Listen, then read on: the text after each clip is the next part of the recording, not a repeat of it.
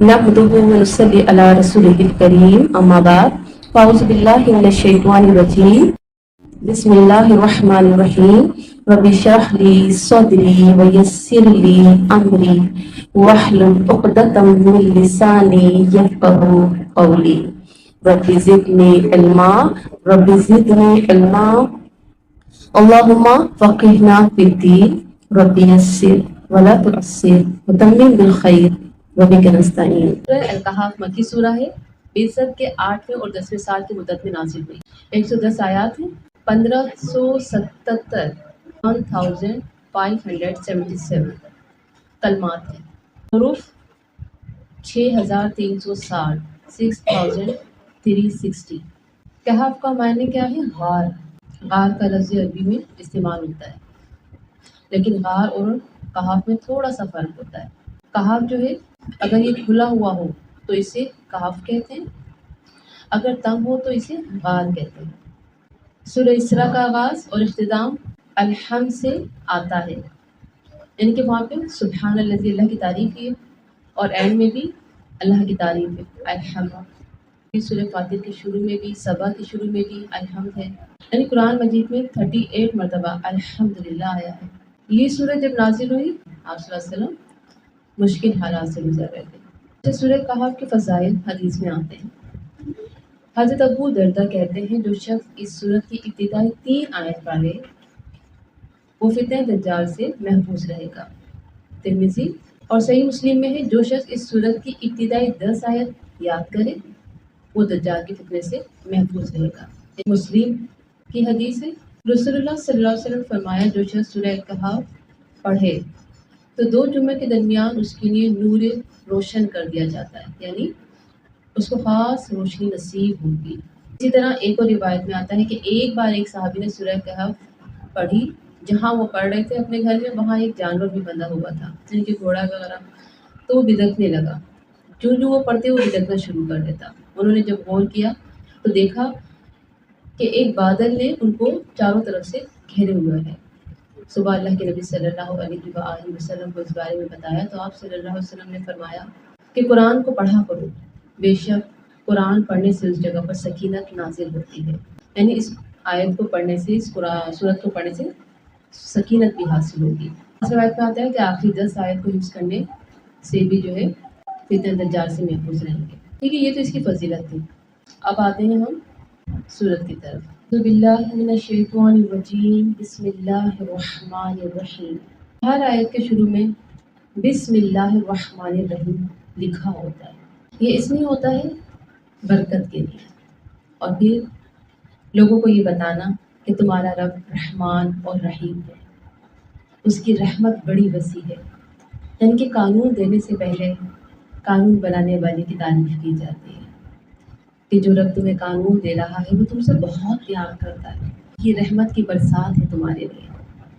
वो तुमसे इतनी शदीद मोहब्बत करता है कि तुम उसके आगे एक आंसू बहाते हो और वो तुम पर जहन्नुम को हराम कर देता है।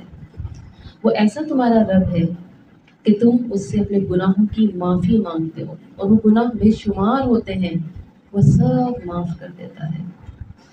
यानी अल्लाह की रहमत बार बार हर सूरत की स्टार्ट में बताई जाती है। और अल्लाह की रहमत का अगर हम तज़किरा करें तो बात शुरू करते करते और बताते बताते वक्त कम पड़ जाए कि वो रब मुझसे और आपसे किस कदर प्यार करता है। और ना सिर्फ उन लोगों से जो उसकी बहुत इताअत करते हैं, उसके आगे झुके रहते हैं, बल्कि वो उन गुनाहगारों से भी जो उसको भूल चुके हैं, उनसे भी मोहब्बत करता है। उनको भी देखता रहता है कि शायद अब मेरे बंदे मेरी तरफ लौट आए।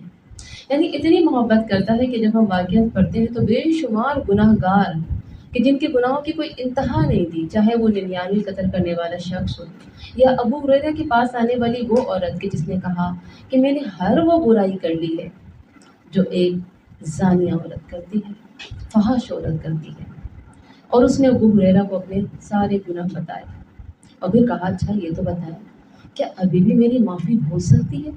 अबू हुरैरा ने कहा, मुमकिन ही नहीं, तेरे गुनाहों की लिस्ट तो बहुत बड़ी है।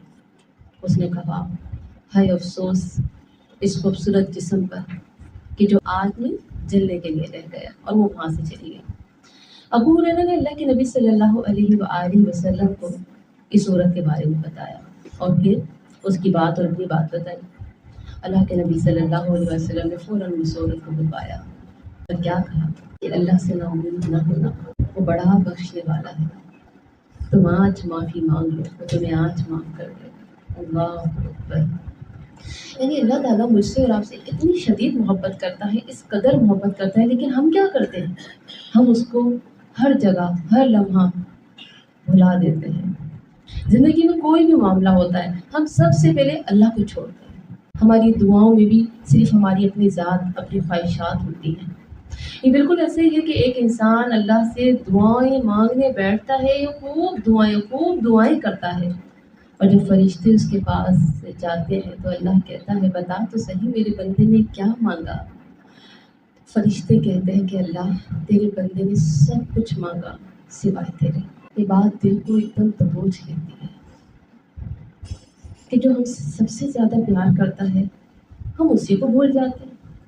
ہم نے کبھی رو رو کے اپنے رب سے یہ مانگا کہ اللہ مجھے آپ چاہیے، اللہ مجھے آپ کا قرب چاہیے، اللہ مجھے آپ سے سب سے زیادہ محبت ہے، اللہ میں چاہتی ہوں کہ زندگی میں کبھی بھی میں آپ سے دور نہ ہو جاؤں، اللہ میں چاہتی ہوں کہ میری زندگی آپ کے لیے گزرے، اللہ میں چاہتی ہوں میرا وجود، میرے بچے، میری جان، میرا مال سب آپ کے لیے ہو۔ میں اور آپ مانگتے بھی ہیں تو کیا مانگتے ہیں؟ اپنی خوشیاں، اپنے بچوں کی خوشیاں، رزق، مال، دولت سب مانگ لیتے ہیں، نہیں مانگتے تو اپنے رب کو نہیں مانگتے۔ تو یاد رکھیے گا آج سے اپنی دعاؤں میں اپنے رب کو بھی مانگ دیجیے گا، کیونکہ سب سے قیمتی اگر کوئی ہے تو میرا اور آپ کا رب، جو ہم سے شدید ترین محبت کرتا ہے، جو مسلسل محبت کی نگاہ مجھ پر اور آپ پہ رکھتا ہے۔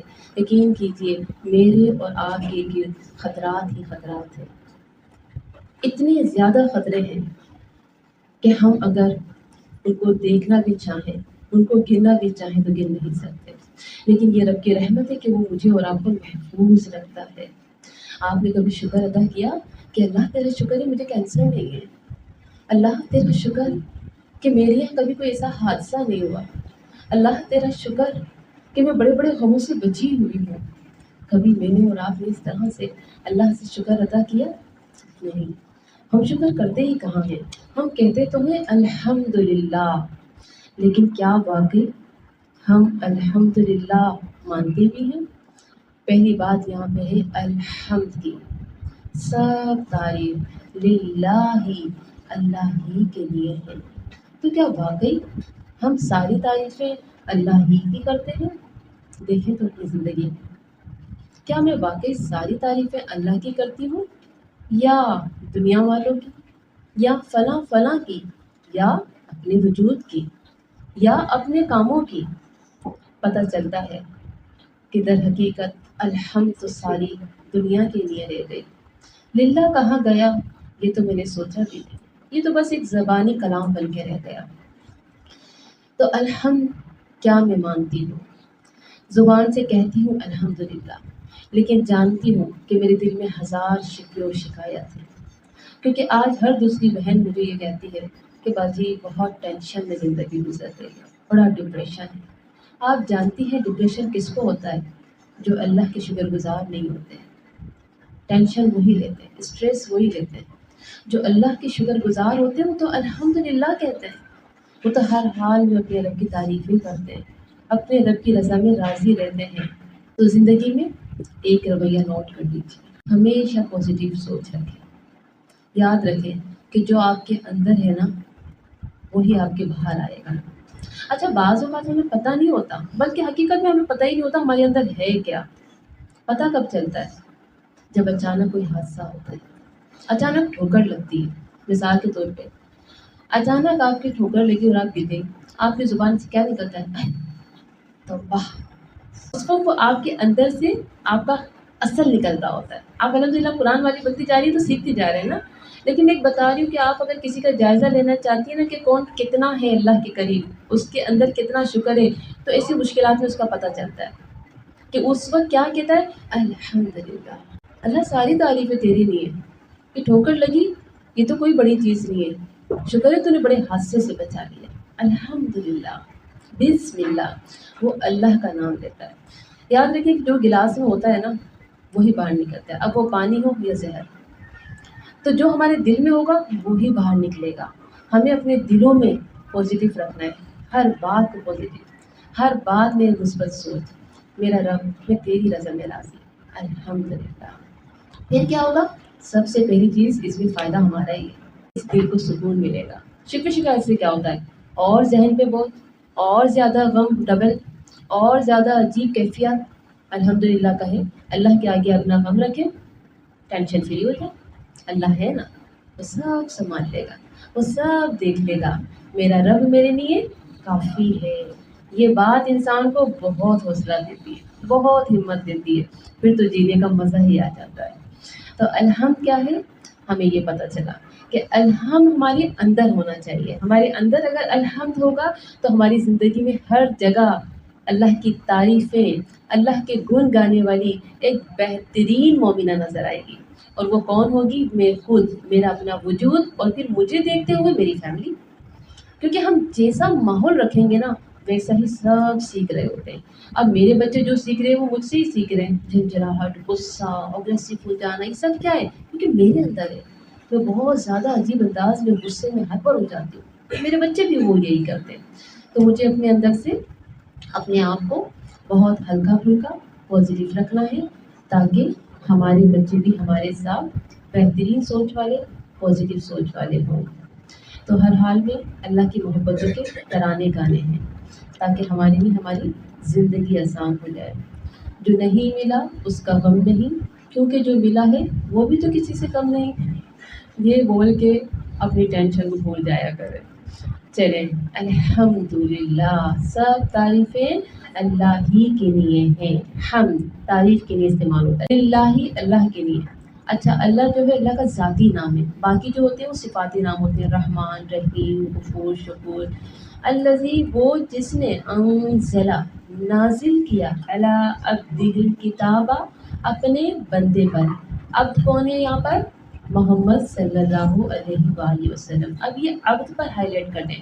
اچھا، ہم پر بھی کر لیجیے گا، کیونکہ ہم کے بارے میں آپ کو کافی کچھ بتایا ہے، تو جس کے بارے میں زیادہ ڈیٹیل ہوتی ہے ہم نے کہاں کہاں ہائی لائٹ کرنا ہوتا ہے، جس پر ہم زیادہ ڈیٹیل دے رہے ہوتے ہیں۔ جیسے کہ رحمان رحیم کو ہم نے اچھی طریقے سے سمجھا، ہم نے ہم کو اچھی طریقے سے سمجھا، پھر للہ کے بارے میں تو بہت ہی طویل ڈیٹیل ہوتی ہے، لیکن ابھی جتنا ہم اپنی کلاس میں کر سکتے ہیں ہم اتنا ہی کام کریں گے۔ اب بات آ رہی ہے عبدہ، یہ کون ہے؟ محمد صلی اللہ علیہ وآلہ وسلم کی طرف اشارہ ہے۔ اور یہ کیسا عبد، کیسا غلام جو ہمیشہ اس غلامی کو پسند کر لے، اور جو چاہے مجھے بس اس کا ہی غلام بن کے ہمیشہ رہنا ہے۔ اب اللہ کا عبد بننے کے لیے ہمیشہ والی غلام، یہ بالکل ایسی جیسے مثال کے طور پہ ایک عبد ایک انسان کا بھی تھا، وہ کون تھا؟ حضرت زید رضی اللہ تعالیٰ عنہ۔ تفسیر میں مت لکھیے گا، یہ میں آپ لوگ کو تھوڑا سا الفاظ کے بارے میں یہ کہتے ہیں کہ تھوڑا سا درس ہو جاتا ہے تو ایک دل کو سکینت مل رہی ہوتی ہے، ایک یہ کہہ لیجیے کہ ایک غذا مل رہی ہوتی ہے۔ تو حضرت محمد صلی اللہ علیہ وآلہ وسلم کے پاس یہ تھے، اور حضرت خدیجہ نے ان کو گفٹ کیا تھا، غلام تھے یہ۔ انہوں نے کیا کیا؟ ان کو آزاد کر کے اپنے ساتھ اپنے بچوں کی طرح رکھا، اور آپ یہ بھی جانتی کہ سب ان کو ان کا بیٹا ہی کہتے تھے۔ اب جب ان کے پیرنٹس ہیں تو پھر کیا ہوا تھا؟ اللہ کے نبی نے ان پہ ہی فیصلہ چھوڑ دیا۔ انہوں نے کیا کہا؟ مجھے تو یہ غلامی پسند ہے، میں تو ہمیشہ اللہ کے نبی صلی اللہ علیہ وآلہ وسلم کا غلام بن کے رہنا چاہتا ہوں۔ یہاں کون ہے؟ محمد صلی اللہ علیہ وسلم، اور وہاں کون ہے؟ اللہ رب العالمین۔ اللہ اکبر۔ سوچو تو صحیح، جب زید اللہ کے نبی کے لیے ہمیشہ کے غلام بننے کو تیار ہو گئے تو میں اور آپ اللہ کے غلام کیوں نہیں بنتے؟ اس کے احسانات تو سب سے زیادہ ہیں، وہ تو مجھ سے اور آپ سے سب سے زیادہ پیار کرتا ہے، پھر کیسے ہم اس مالک کی نافرمانی کرتے ہیں؟ کیونکہ غلام تو وہی ہوتا ہے نا جو ہمیشہ جھکا رہے، میرا رب، میرے رب کی اطاعت، میرے رب کا حکم، میرے رب کی بات سب سے پہلے۔ لیکن ہم کیا کرتے ہیں؟ سب سے پہلے اپنے رب کو چھوڑتے ہیں۔ 2 دن کی کلاس ہوتی ہے، اور 2 دن کی کلاس میں بھی ہم کیا کہتے ہیں؟ طبیعت خرابی، ہم نہیں آ سکتے، چھوڑ دیتے ہیں۔ ہم یہ نہیں سوچتے کہ ابھی مجھے جانا ہے، ہمت کرنی ہے۔ ایک تو بات ہے کہ بہت زیادہ سیریس اللہ نہ کرے جیسے چکن گونیا وغیرہ، یہ واقعی بہت زیادہ اس کی طبیعت ہو جاتی ہے۔ ماشاء اللہ ہماری زینہ جو ہے کبھی چھٹی نہیں کرتی ہے، ریکارڈ ہے ان کا۔ تو لیکن اگر آپ برداشت کر سکتے ہو، پین کلر لے ہم آ جائیں، اللہ کو نہ چھوڑا کریں، چھوٹی چھوٹی باتوں پہ اللہ کو نہ چھوڑا کریں۔ تو اللہ کی قدر کو جانیں، ہم اللہ کے غلام ہیں، اور ایسے غلام جو ہمیشگی والے ہوتے ہیں۔ پھر دیکھیں اور مزید بات کیا ہے، عبدہ الکتابہ، کاف تابہ، سب تعریف اللہ کے لیے، وہ جس نے نازل کیا اپنے بندے پر کتاب کو۔ یہ کیا ہے؟ قرآن پاک، اللہ کا شاہکار، اللہ کا معجزہ۔ یہ وہ کتاب ہے کہ جس کتاب نے دنیا بدل دی۔ یہ وہ کتاب ہے جو روتے ہوئے دلوں کو مسکرانے پر مجبور کر دیتی ہے۔ یہ وہ کتاب ہے جو ٹوٹے ہوئے کو جوڑ دیتی ہے۔ یہ وہ کتاب ہے جو بکھرے ہوئے کو سمیٹ لیتی ہے۔ یہ وہ کتاب ہے جو زخموں پر مرہم رکھ دیتی ہے۔ اس کتاب کے بارے میں ہم آپ سے کیا کیا نہ کہیں۔ ولم، اور نہیں، یجعل، اس نے رکھا۔ اچھا دیکھیے کتاب کا جو ہے یہ تو آپ کو پتہ ہی ہے، کتب جمع کرنا، اس کی میننگ لکھ لیے گا کتاب کی نیچے نا۔ کتب کیا ہوتا ہے؟ جمع کرنا۔ کتاب میں کیا ہوتا ہے؟ الفاظ، سارے علوم جمع کر دیے جاتے ہیں نا، یا کوئی میسیج ہے وہ جمع کر دیا جاتا ہے۔ جیسے اب اس کتاب میں اللہ کے سارے احکامات جمع ہیں، تو یہ اس میننگس میں آتا ہے، اس کی ڈیفینیشن میں نیچے ہی لکھ لیجیے۔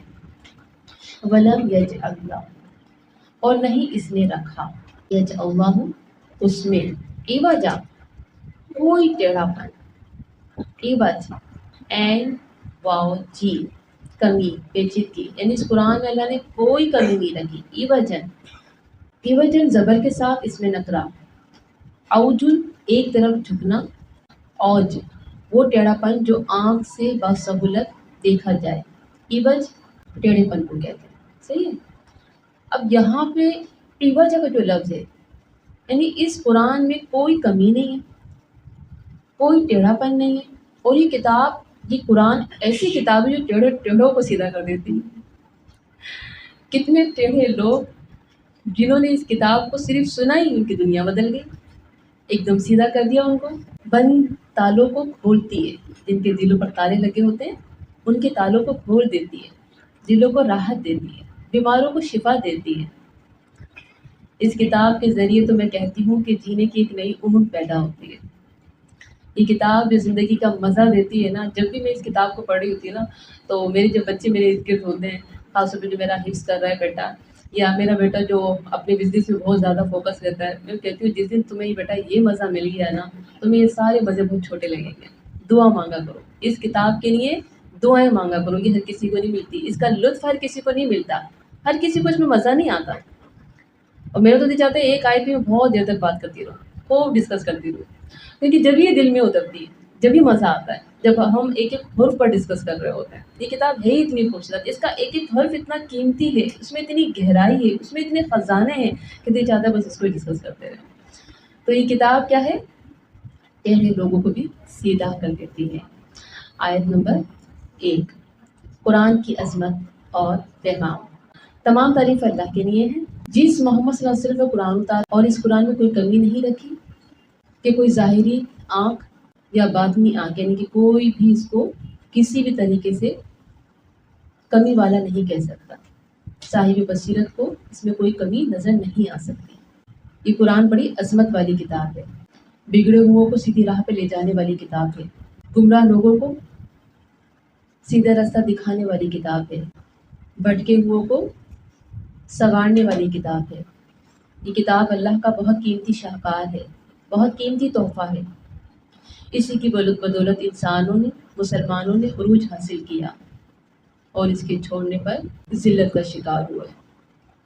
تو اللہ کی طرف سے اللہ کی تعریفیں جب کی گئی الحمدللہ، تو اس کے بعد قیمتی اللہ کے دیے ہوئے تحفوں کی بات ہوئی۔ ایک محمد صلی اللہ علیہ وآلہ وسلم جو میرے اور آپ کے لیے رول ماڈل ہیں، جن کی تمام زندگی ہمارے لیے اسوہ حسنہ ہے، اور پھر اللہ کے نبی کے ساتھ اللہ رب العالمین نے ایک بہترین کتاب بھی عطا فرما دی۔ یعنی اللہ کا یہ کتنا کرم، کتنا فضل ہے۔ اور کیوں کیا اللہ تعالیٰ نے ایسا؟ تاکہ ہم زندگی میں بھٹک نہ جائیں، تاکہ ہم گمراہوں میں سے نہ ہو جائیں، تاکہ ہم شیطان کے جال میں پھنس نہ جائیں۔ تو اس وجہ سے اللہ رب العالمین کی بہت زیادہ تعریف ہے کہ اس نے ہم پر یہ کرم کیا کہ ایک پیغمبر محمد صلی اللہ علیہ وسلم اور پھر ان کے ساتھ بہترین کتاب عطا فرمائی۔ قیما لینذرا، بالکل سیدھی، کاف واو میم اس کا روٹ ہے، قوم، قیام، مستقیم، یہ سب اسی سے ہیں۔ لینذرا، تاکہ وہ ڈرائے، کون؟ محمد صلی اللہ علیہ وسلم، کس کے ساتھ ڈرائے؟ کتاب کے ساتھ، تاکہ وہ ڈرائے باسن، عذاب، شدیدا من لدنہ، سخت سے اس کی طرف سے، ویبشر المؤمنین، اور وہ خوشخبری دے مومنوں کو، یعنی کہ جو نافرمان ہیں ان کے لیے اللہ کے نبی نذیر ہیں، اور جو فرما بردار ہیں ان کے لیے اللہ کے نبی بشیر، مبشر، خوشخبری دینے والے۔ الذین، وہ جو یعملون الصالحات، عمل کرتے ہیں نیک، ان لہم، کہ بے شک ان کے لیے اجر حسنا، اجر ہے اچھا، یعنی کہ معاوضہ، اجرت، اجرن، اور حسنا بہترین۔ یہ قرآن بالکل سیدھا درست ہے، نہ دائیں جھکتا ہے نہ بائیں، بلکہ یہ ایسی راہ دکھاتا ہے جس میں مکمل اعتدال ہے۔ ایسی کتاب ہے کہ اس کے تمام مضامین بالکل آسان ہیں، سیدھے ہیں، لوگوں کو خبردار کرتی ہے یہ کتاب، یعنی کہ برے وقت کے بارے میں پہلے ہی خبر دے دیتی ہے کہ دیکھو اگر اس راہ پہ چلو گے تو اس کا انجام برا ہوگا، اس چیز سے وہ پہلے ہی خبردار کر دیتی ہے۔ یہ اللہ کی رحمت ہے کہ اللہ ہمیں کھائی میں گرنے سے پہلے ہی بتا دیتا ہے کہ آگے کھائی ہے، سنبھل کے چلنا۔ محمد صلی اللہ علیہ وسلم بھی لوگوں کو خبردار کرتے تھے اس کتاب کے ذریعے، شدید ترین عذاب سے ڈراتے تھے، اور پھر خوشخبری ہے مومنین کے لیے۔ اور مومن کون ہوتا ہے؟ جو اللہ پر، رسول صلی اللہ علیہ وسلم پر، ملائکہ پر، آخرت پر، تقدیر پر، جنت دوزخ پر ایمان رکھتا ہے۔ اور ایمان لانے کے بعد، یعنی کہ صرف ایمان کافی نہیں ہے، آپ نے نوٹ کیا اللہ تعالیٰ نے یہ نہیں کہا کہ وَيُبَشِّرَ الْمُؤْمِنِينَ، نہیں، ایمان لانے کے بعد اب اہم کام کرنا ہے، نیک عمل کرنا ہے۔ نیک عمل نہیں کیے آپ کا مومن ہونا کافی نہیں ہے، آپ ایمان لے کر آ گئے، اب کامل ایمان کے لیے کیا کرنا ہے؟ نیک اعمال ضروری ہے۔ کلمہ کیا ہے؟ جنت کی چابی ہے، اور چابی کے آگے کیا لگ ہوتے ہیں؟ دندانے ہوتے ہیں نا، تو وہ دندانے اگر نہ ہو تو تالا کیسے کھلے گا؟ وہ ہمارے عمل ہے، عمل ہمیں کرنا پڑیں گے تاکہ چابی کام کرے اور جنت کا دروازہ کھل جائے۔ تو یہ دندانے کیا ہے؟ نیک عمل ہے۔ تو اس نے فرمایا کہ خوشخبری دے ان مومنوں کو جو اچھے عمل کرتے ہیں۔ اب دیکھنا یہ ہے کہ میں اور آپ نماز پڑھتے ہیں، الحمدللہ، کیا نماز کافی ہے؟ اچھے عمل بھی کرنا ہے، بے شک ہماری نماز اس میں داخل ہے۔ اب لوگ لا الہ الا اللہ کہنے کے بعد کیا کہتے ہیں؟ بس یہی کافی ہے، اللہ ہمیں معاف کر دے گا۔ نماز بھی ضروری ہے، امر بالمعروف نہی عن المنکر بھی ضروری ہے، رشتے ناطے نبھانے بھی ضروری ہیں۔ یہ تمام چیزیں کس میں آتی ہیں؟ نیک اعمال میں۔ ایک طرف ڈرایا گیا، دوسری طرف خوشخبری دی، یہ ہے قرآن کا قیم یعنی معتدل ہونا۔ عمل صالح کی تعریف کیا ہے؟ اخلاص اور اتباع سنت۔ اخلاص کا اپوزٹ کیا ہوگا؟ شرک۔ اخلاص کس سے؟ خالص سے، یعنی خالص اللہ کی عبادت کرنی، خالص اللہ کے لیے ہر عمل کرنا ہے۔ اور اتباع رسول کا اپوزٹ کیا ہوگا؟ بدعت۔ عمل صالح کون سے ہوں گے؟ جس میں نہ شرک ہو نہ بدعت ہو، وہ ہیں عمل صالح۔ اب آپ شرک کرتی ہیں، بدعت کرتی ہیں، اور آپ لوگوں کی مدد بھی کر رہی ہیں، تو وہ آپ کے عمل ناقابل قبول ہے۔ شرک سے پاک، بدعت سے پاک عمل قبول کیے جاتے ہیں۔ پھر بات ہوئی اجر کی۔ اجر کیوں کہا گیا؟ عمل کے مقابل اجر لایا گیا، نوٹ کیجیے گا، عمل کے مقابل اجر لایا گیا، اور جو عمل ہی نہ کرے اس کو کیسا اجر ملے گا؟ ہے نا، کامن سینس کی بات ہے۔ کوئی کام ہی نہ کرے اسے اجرت کیوں ملے گی؟ کام کرنے کی اجرت ملتی ہے نا، تنخواہ تو جب ہی ملتی ہے نا جب آپ کام کریں گے۔ کوئی بھی کسی آفس میں، کسی کاروبار میں، کہیں بھی کوئی کام کرتا ہے، اجرت اسی صورت میں ملتی ہے جب کام کیا جائے۔ تو یہاں پہ یہی بات بتائی جا رہی ہے کہ اجرت انہیں کو ملے گی جو عمل کریں گے، کام نہ کر کے بھی اجر کے مستحق نہیں ہو سکتے۔ تو کیا پتہ چل رہا ہے کہ کچھ کر کے ہی ملے گا، لیکن صرف کرنا نہیں ہے بلکہ واضح کیا کیا؟ احسنا، صرف کرنا نہیں، اچھا کرنا ہے، یہ آپ لازمی لکھیں. تو کچھ کر کے ہی ملے گا، لیکن صرف کرنا ہی نہیں ہے بلکہ اچھا کرنا ہے. اجرا حسنا، اور پھر اجرا حسنا کیا ہے؟ جنت. اور جنت کیا ہے؟ قرآن میں آتا ہے کوئی نفس نہیں جانتا کیا کچھ چھپا کر رکھا ہے ان کے لیے. آنکھوں کی ٹھنڈک کے سامان ہے، یعنی کہ سرپرائز ہے. ہم کہتے ہیں نا کہ جنت کے بارے میں سب کچھ لکھا ہوا ہے، اور لوگوں نے یہ سب کچھ پڑھ کے جنت بنا بھی لی، جیسے کہ شداد میں بنائی تھی ارم نام کی جنت. لیکن یہ تو بس ایک اشارہ ہے. اللہ تو کہتا ہے ابھی تو سرپرائز ہے، کسی آنکھ نے دیکھی نہیں ہے وہ. یہ تو چند باتیں آپ لوگوں کو بتائیں، سوچو تو صحیح کہ جنت پھر کیا ہوگی. اللہ اکبر.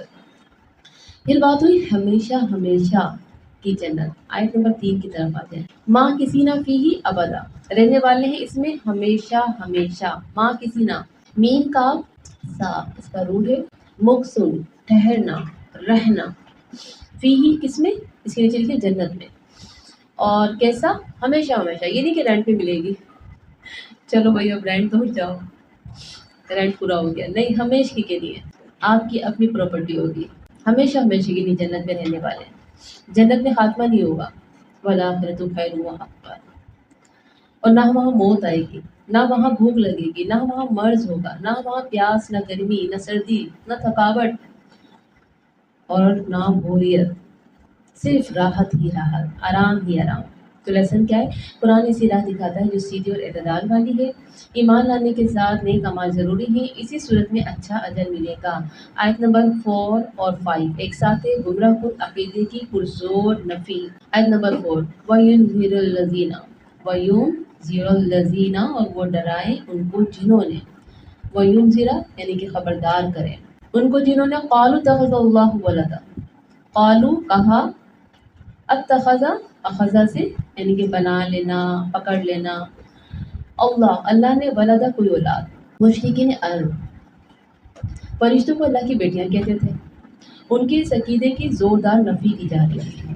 یعنی یہ جو کہتے ہیں یہ بہت بھاری بات کہتے ہیں، بہت بھاری کلمہ کہتے ہیں کہ فرشتے اللہ کی بیٹیاں ہیں، یہ حضرت عیسیٰ اللہ کے بیٹے ہیں، نعوذ باللہ. یہ عزیر اللہ کے بیٹے ہیں، یہودی کہتے تھے عزیر اللہ کے بیٹے ہیں. عیسائی کیا کہتے تھے؟ حضرت عیسیٰ اللہ کے بیٹے ہیں، نعوذ باللہ. تو یہ اللہ پر بہت بھاری تہمت ہے، اس کی پرزور یہاں پہ نفی کی جا رہی ہے. اللہ تعالیٰ نے قرآن پاک بھیجا اور اس کے بھیجنے کا مقصد بتایا کہ یہ ڈرانے کے لیے، خبردار کرنے کے لیے آیا ہے اور خوشخبری دینے کے لیے آیا ہے. خاص طور پر ان کو خبردار کرنے کے لیے آیا ہے جو کہتے ہیں کہ اللہ بیٹا رکھتا ہے، اللہ اولاد رکھتا ہے. یعنی ایک انذار عام ہے اور ایک انذار خاص ہے. انذار عام مطلب جس میں سب شامل ہوتے ہیں اور گناہوں میں ملوث ہوتے ہیں، نافرمانیاں کر رہے ہوتے ہیں. لیکن انذار خاص جو مشرک ہوتے ہیں، شرک ہے کبیرہ گناہ ہے نا، تو وہ انذار خاص، ان کو خاص ڈراوا. شرک کے ساتھ کوئی نیکی قبول نہیں ہوتی. عمل صالح کی بھی شرائط کیا ہے؟ کہ شرک سے پاک ہو، سنت کے مطابق ہو. شرک کبیرہ گناہ ہے. آیت نمبر 5 دیکھیں. ما لہم نہیں انہیں، بھی اس کا، من علم کوئی علم، اس کو ہائی لائٹ کر دیجیے. ما لہم بھی من علم ولا، اور نہ لآبائہم ان کے آباء و اجداد کو. کبرت بہت بڑی ہے، کلمتن بات، تخرج من افواہہم جو نکلتی ہے ان کے مہنوں سے. فا واو ہاں یعنی منہ سے نکلنے والی بات. کلمتن کون سی بات کی طرف اشارہ ہو رہا ہے؟ یہ جو اللہ کے لیے کہتے ہیں کہ اللہ اولاد رکھتا ہے، تو یہ کیا ہے؟ یہ تہمت ہے، بہت بڑی تہمت یہ لگاتے ہیں. تو اللہ تعالیٰ فرماتے ہیں ان کے پاس اس چیز کا علم نہیں ہے کہ اللہ کا کوئی بیٹا ہے. اور جب علم نہ ہو تو کیا ہوتا ہے؟ جہالت ہوتی ہے. تو یہ جہالت پر مبنی بات ہے جو یہ کہتے ہیں. علم ہے نہیں اور اتنی بڑی بات کہہ رہے ہیں. غیر علم کے بغیر انسان اتنی بڑی بات کہتا ہے. اور جب پوچھو ایسا کیوں کہتے ہو، اس کی کوئی دلیل دیجیے، تو کہتے ہیں ہمارے بڑے کہتے ہیں. تو اللہ تعالیٰ صرف ان کی نہیں، ان کے بڑوں کی بھی تردید کر رہا ہے تاکہ جڑ ہی کاٹ دی جائے. جہاں سے یہ بات شروع ہوئی ہے وہاں تک غلط ہے. فرمایا نہ انہیں علم ہے نہ ان کے باپ داداؤں کو علم تھا. آج بھی ایسے ہی نا, کچھ بھی کوئی کام کریں ہماری تو ایسے ہوتا آ رہا ہے, ہمارے بڑے ایسے کرتے تھے. تو نہ بڑوں کو علم تھا نہ ان کو علم ہے. تو کیا کہا, ان کے منہ سے بہت بڑی کفریہ بات نکل رہی ہے. وجہ کیا ہے؟ علم کا نہ ہونا. تو کیا ہے؟ علم بہت بڑی مصیبت, علم کا نہ ہونا بہت بڑی مصیبت ہے. جب علم نہیں ہوتا نا تو بس بے سوچے سمجھے بڑے بڑے جرمیں آسانی سے کہہ دیے جاتے ہیں. ہم سمجھتے ہیں جھوٹ وہ ہوتا ہے جو بندہ جان بوجھ کر غلط بیانی کرے, ہے نا. یہ بات آپ کو سمجھ میں آئے گی سے. جیسے مثال کے طور پہ کہیں کوئی حادثہ ہوا ہے اور وہاں 10 لوگ مرے, مگر جان بوجھ کے کیا بتایا جائے 20 لوگ مرے. یہ جھوٹ ہے نا. سمجھ میں آتا ہے ہاں بھائی یہ تو جھوٹ ہے. لیکن کوئی بغیر ان کے کہہ دیتا ہے ہاں 20 لوگ ہی مرے. یہ جھوٹ ہوگا یا نہیں؟ بغیر ان کے بات کہتے یہ بھی جھوٹ ہے. اللہ اکبر. کیونکہ اس کو پتہ نہیں ہے, بغیر تحقیق بول دیا اس نے. تحقیق کرنی چاہیے تھی نا. ہم کیا کرتے ہیں, کوئی بھی معاملہ ہوتا ہے ہاں اس نے کہا ہوگا, اس کا نیچر ایسے ہی ہے نا, تہمت لگا دی, الزام لگا دیا, تحقیق بھی نہیں کری. اس بات جو ہے وہ صحیح ہو وہ غلط نہ ہو. تو ایسی حرکتیں کون کرتے ہیں؟ یہاں یہ بتایا جا رہا ہے جو جاہل ہو. اللہ اکبر. جن کے پاس علم نہیں ہوتا. علم والوں کی خاصیت کیا ہوتی ہے؟ زیادہ تر معاملات میں خاموش رہتے ہیں, اپنی زبانوں کو زیادہ نہیں چلاتے. اور جاہل لوگوں کی پہچان کیا ہوتی ہے؟ ہر معاملے میں ٹانگ اڑاتے ہیں, ہر معاملے میں اپنی رائے دے رہے ہوتے ہیں, ہر معاملے میں اپنے فیصلے سنا رہے ہوتے ہیں. فلاں ایسا اور فلاں ایسا. کوئی نہ علم ہے نہ کوئی معلومات ہے, بس وہ اسی میں جانتے ہیں. تو جہالت لا علمی کتنی بڑی مصیبت ہے, آفت ہے. خلاف حقیقت بات جھوٹ ہوتی ہے. بعض اوقات ہمیں پوری بات پتہ بھی نہیں ہوتی مگر اندازے سے ہم کہہ دیتے ہیں ہاں ایسا ہی ہوا تھا. تو یہ کیا ہے؟ یہ تہمت ہے. اور یاد رکھیں کہ علم کا نہ ہونا انسان کے قول, اس کے فعل, اس کی زندگی پر اتنے برے اثرات چھوڑتا ہے کہ زندگی برباد ہو جاتی ہے. لا علم کی وجہ سے, جہالت کی وجہ سے ہم صحیح فیصلے نہیں کر پاتے, ہم صحیح بات نہیں کر پاتے. تو پھر کیا ہوتا ہے؟ بھگتنا پڑتا ہے. آیت نمبر 4 اور 5, جہالت لا علمی بہت بڑی مصیبت ہے. لا علمی کی بات بھی چھوٹی ہے. لا علمی کا اثر انسان کی زندگی, اس کے قول و فعل, معاملات کو برباد کر دیتا ہے. سبحانک اللہم و بحمدک, اشہد ان لا الہ الا انت, استغفرک و اتوب الیک. السلام علیکم ورحمۃ اللہ وبرکاتہ.